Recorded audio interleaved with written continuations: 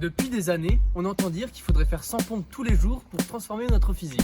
Cela développerait les bras dans toute leur entièreté, mais aussi les pecs. Et je dois bien avouer, c'est quand même beau des gros pecs avec des gros bras.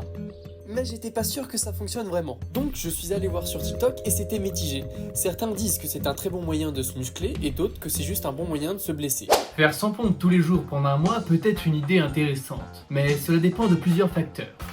En résumé, ça peut être une bonne idée si vous êtes déjà en forme de base et que vous faites attention à la récupération, à la bonne exécution des mouvements. Cependant, a priori, pour avoir de meilleurs résultats, ce serait mieux de varier les entraînements, pas que travailler les pecs, les bras, etc.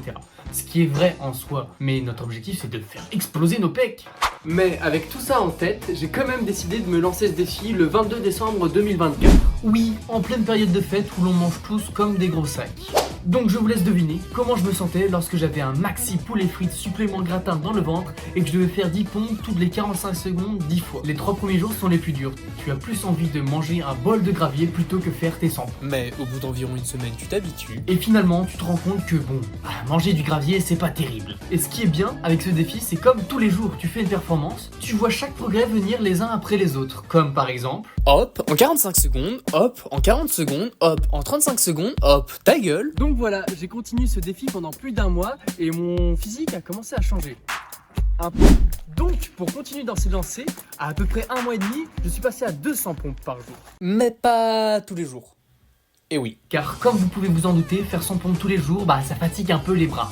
Donc des fois, le soir, tu te retrouves comme ça, à préférer te crever les yeux plutôt que de lever les bras pour te brosser les dents. Et ça, c'est un truc dont je veux vous parler. C'est bien marrant de faire 100 pompes tous les jours comme un trou du fiac, mais écoutez-vous et votre corps en premier. Si vous sentez des douleurs inhabituelles, reposez-vous. Vous n'êtes pas un jour prêt, c'est pas grave, ça ne va pas niquer votre évolution physique et vous reprendrez dans quelques jours.